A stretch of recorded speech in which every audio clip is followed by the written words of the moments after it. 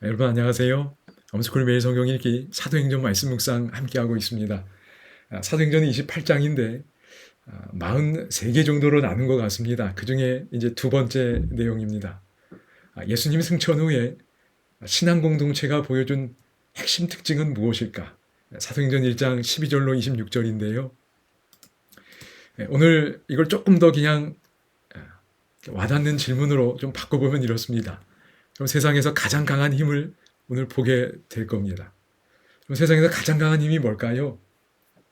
그 힘을 저희가 발견하고 누릴 수 있기를 소망하는 마음으로 본문 묵상 함께 하도록 하겠습니다. 그 전에 저희가 관점을 좀 얻으면 좋을 것 같아서요.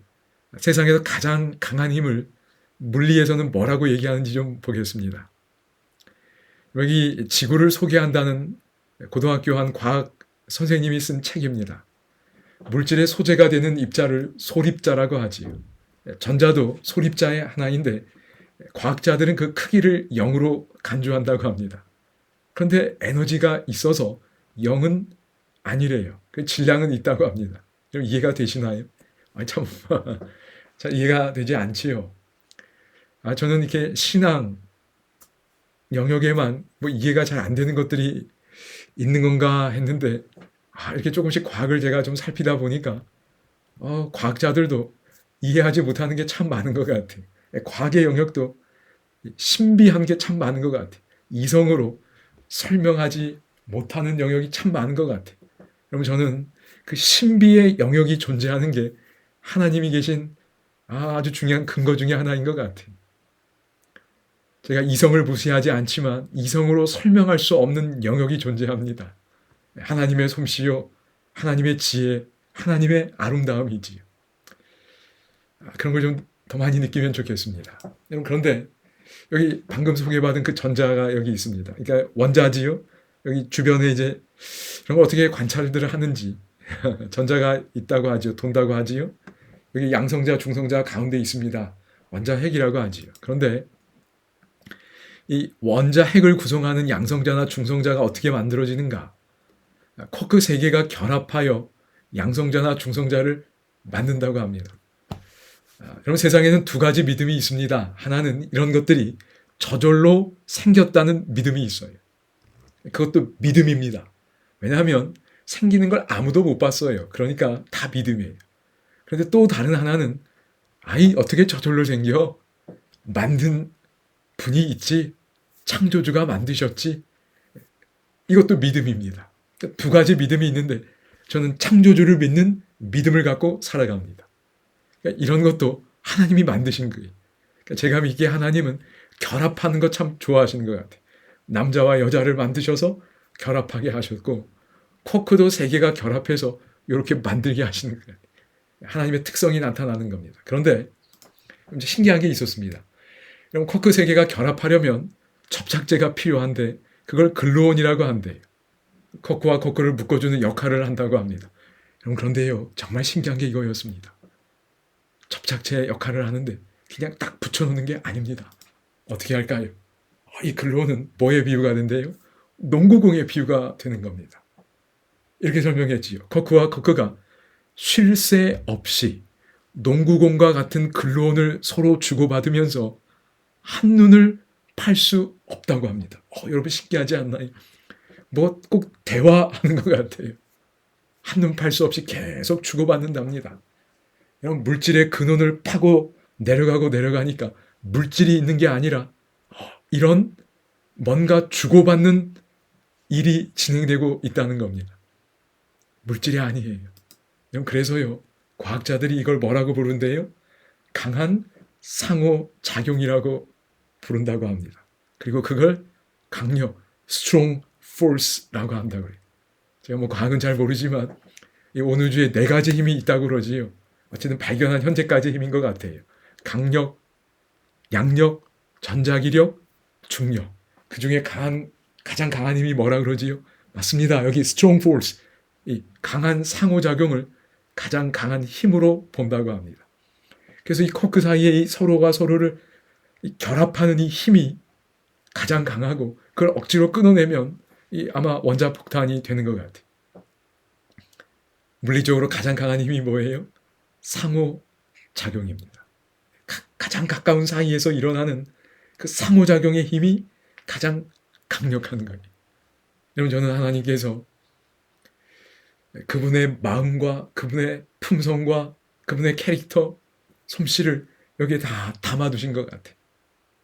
성경은 삼위 하나님을 말합니다. 아버지 하나님, 아들 하나님, 성령 하나님. 제가 다 이해할 수 없는데요. 성경이 그렇게 말해주고 있어요. 근데 그 세 하나님은 완벽한 상호작용이 이루어지는 분이, 뜻과 목적과 하나이신 것. 서로가 서로를 위하세요.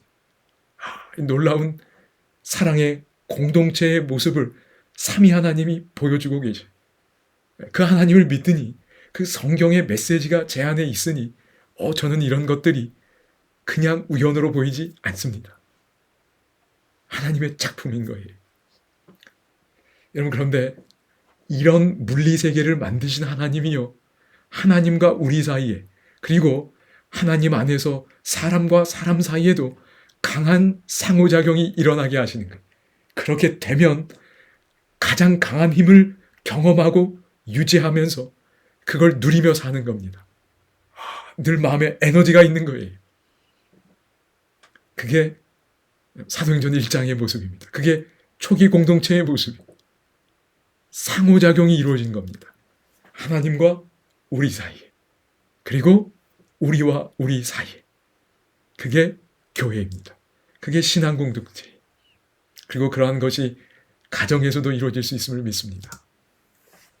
그럼 이제 사도행전 1장 본문을 좀 보겠습니다. 성경과 과학이 얼마나 잘 통하는지 좀 느끼시면 좋겠어요. 말씀드린 것처럼 사도행전은 예수님의 부재로 시작이 됩니다. 그러나 여러분, 예수님이 하늘로 올라가셨지만 상호작용은 가능한 거예요. 그죠? 육체는 비록 이 땅에 안 계실지라도 인격적으로 가능하게 되는 겁니다. 특별히 성령님이 임재하시면 그게 이루어지는 겁니다. 더 강력하게요. 여러분, 그래서 여기 상호작용하는 모습을 보시기 바랍니다. 여러분, 예수님이 하늘로 올리우신 다음에 그들이 어디에 모였나요? 여기 보니까 다락방에 모였어요. 사도행전 12장에 보면 마가의 집이 나옵니다. 그래서 아마도 이 다락방도 마가의 집에 있던 다락방이 아닐까? 좀 추측해 봅니다. 정확하게 모르겠지만, 그래서 여기 다락방에 모였어요. 여기 보면 11제자의 이름이 나옵니다. 그런데 이 11제자들 다 정말 다른 사람들이었어요. 개성도 추구한 것도 달랐습니다. 그래서 이들 사이에 사실 예수님과 함께 있을 때 예수님 덕분에 다 모여있기는 했지만 다툼과 갈등이 많이 있었습니다. 상호작용이 잘 안 되던 그룹이었는데 이제 이들이 이 다락방에 모여서 상호작용이 이루어지는 것입니다. 또한 여기 보면 14절에 보면 여자들도 있었어요. 또 아마 예수님을 따르거나 사도들의 아내, 여러 다양한 사람들이 있었을 겁니다. 예수의 어머니 마리아도 있었어요. 그리고 또 누가 있지요? 예수의 아우들도 있었습니다. 여러분, 여기 아우들이라고 번역이 됐는데 그냥 헬라어는 형제들입니다. 그런데 예수님의 형들이었다고 생각이 돼요. 예수의 어머니 마리아는 이미 결혼해서 자녀들이 있었던 요셉에게 결혼했습니다. 그래서 이 예수님의 형제들은 예수님보다 나이가 더 많았을 겁니다. 그래서 복음서에 보면 예수님을 제지하거나 예수님을 조롱하거나 이런 모습들이 나와요. 손 윗사람이었습니다. 그런데 복음서에 보면 예수님을 잘 안 믿었어요. 그런데 이 아우들도, 이 형제들도 이제는 예수님을 믿게 된 겁니다. 하나님으로 믿게 된 거예요. 그래서 여기 상호작용하기 위하여 다락방에 모였습니다. 그래서 여기 상호작용하는 모습을 뭐라고 표현했지요? 마음을 같이하여 오로지 기도에 힘쓰더라. 그랬어요. 놀라운 일이 일어난 겁니다.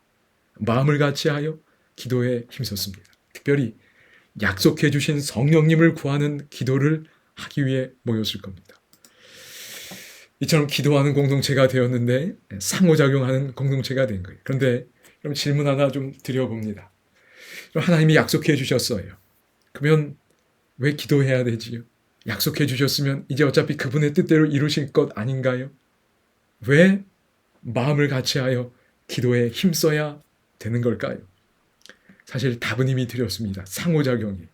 그럼 여기 사무엘하 7장에 보면 참 우리에게 좋은 인사이트를 주는 성경의 내용이 나옵니다. 여기 다윗의 기도가 나옵니다. 고백이 나와요. 다윗은 하나님을 위하여 집을 지어드리려고 했는데 하나님이 안 된다고 그러셨어요. 그러면서 뭐라고 그러셨지요? 내가 너를 위하여 집을 세우리라 그랬어요. 여기 집은 특별히 이스라엘 왕조를 의미할 겁니다. 다윗 왕조지. 내가 너 집 세워줄게. 그랬는데 그 다음 보십시오. 하셨으므로 그 다음 다윗이 뭐라고 고백하지요? 주의 종이 이 기도로 주께 간구할 마음이 생겼다는 겁니다. 약속을 주시니까 뭐 알아서 하시겠지 이게 아니고 그 약속을 가지고 주께 간구할 마음이 생기는 겁니다. 이게 상호작용이에요. 하나님이 이걸 바라신 겁니다. 단순히 어떤 사건을 이루어주거나 어떤 물건을 주거나 이런 게 아니고 그 기도와 그런 모든 과정 속에 더 가까워지고 싶으신 겁니다. 이게 하나님 마음이에요. 여러분 제자들도 마찬가지예요. 성령을 주시겠다고 약속하셨잖아요. 그러니까 주의 종이 이 기도로 주께 간구할 마음이 생겼다고 고백하면서 서로가 다 다락방에 모인 겁니다. 다 같은 마음인 거예요. 놀라운 상호작용이 일어나는 겁니다. 이것이 신앙 공동체의 모습입니다. 여러분 하나님께서 오늘 왜 우리가 성경을 보아야 하는가? 여러분 이게 성경을 보다가 보면 하나님이 우리에게 말씀해 주십니다. 약속을 주세요. 그러면 그 약속을 받고 이렇게 똑같이 고백하면 되는 겁니다. 주의 종이 이 기도로 주께 간구할 마음이 생겼나이다. 그러면 하나님과 상호작용하기 시작하는 겁니다. 그리고 그 약속을 우리 초대 교회처럼 말이지요. 다 그 약속을 품고 한 마음으로 오로지 기도에 힘쓰면 그게 초대교회의 모습이니까 온전한 상호작용이 일어나는 겁니다. 오늘 우리의 가정이, 우리 교회가, 우리 소그룹이 이런 모습, 이런 경험 하게 될 수 있기를 소망합니다. 하나님과 상호작용하는 공동체, 서로 간에 상호작용하는 공동체, 가장 강력한 힘을 경험하는 겁니다. 하나님 안에서 말이지. 이 힘을 이미 존재하고 있고 약속된 힘입니다. 오늘 우리의 힘이 될 수 있기를 소망합니다. 이제 하나만 더 질문 드리고 이제 마무리하겠습니다. 여러분 여기 이제 1장 후반부 내용 읽어보시면 유다를 대신하여 마띠아를 이제 그 12명에 포함시키는 이야기가 나옵니다. 왜 12명을 굳이 채우려고 했을까요? 아마 여러분이 생각하셨던 것처럼 구약시대의 이스라엘을 대표하는 그 그룹은 12부조였습니다. 그래서 이제 그 같은 개념에서 신약의 교회를 대표하는 12사도가 되어야 한다고 생각해서 12를 채운 것으로 보입니다. 여러분 그런데 이 12이 어떤 의미인가요? 여러분 이 12부조, 12아들이지요. 12지파인데 아버지가 누구였지요? 야곱이었습니다. 야곱은 정말 그의 일평생에 갈등과 대립 속에 살았던 것 같아요.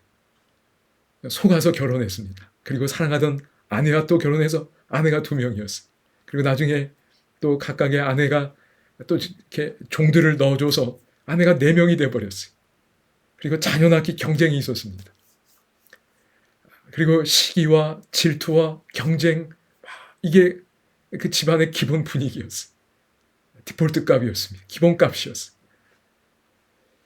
야곱의 마음이 늘 편안하지 않았습니다. 그래서 형제들 사이도 이 서로 다투고 시기하고 반목하는 일들이 많이 있었을 겁니다.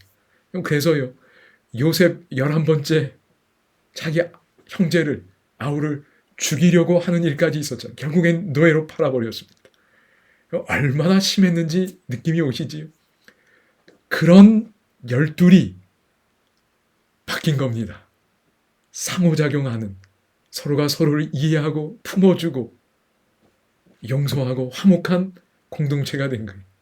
그러면 12사도 역시 마찬가지입니다. 앞서 말씀드린 것처럼 이들도 갈등과 대립이 많았어요. 더 높은 자리에 올라가려고 서로 시기 질투했습니다. 그런데 이들이 갈등과 대립에서 온전한 연합으로 바뀐 겁니다. 그 12 구성된 어떤 공동체인 겁니다. 그러니까 하나님의 백성들은 공동체로 나타나는 겁니다. 상호작용이 이루어지는 공동체 말이지. 그것이 사도행전 1장에 나타나는 중요 개념이라고 생각이 됩니다. 그래서 이들도 이제 세상에서 가장 강한 힘을 경험하게 된 겁니다. 그리고 그 힘으로 살아가는 거지. 그럼 세상에서 가장 강한 힘은 물리세계든 또 우리의 신앙의 원리 속에서든 상호작용입니다. 여러분, 하나님 안에서 상호작용하는 공동체가 되도록 하나님께서 오늘 우리를 이끌어 주실 걸 믿습니다. 교회든 가정이든 이 힘을 경험하고 살아갈 수 있으면 참 좋겠습니다. 제가 어느 찬양 고를까 하다가 그냥 가정과 관련된 몇 개의 찬양이 있는데 그 중에 이걸 좀 선택해 보았습니다. 이 땅에 살아가는 동안에 슬픔 없는 가정이 없지요. 다 아픔도 있고 어려움도 있습니다. 그러나 서로 상호작용 된다면, 하나님과 그리고 가족들이 상호작용 된다면 이겨낼 수 있고 더 큰 위로와 힘을 경험할 수 있음을 믿습니다. 그런 가정 먼저 저희가 경험하면서 그것이 교회로 확장되어 나가기를 주의 이름으로 축원드립니다. 이 찬양 꼭 들어보시기를 바랍니다. 여러분 감사합니다.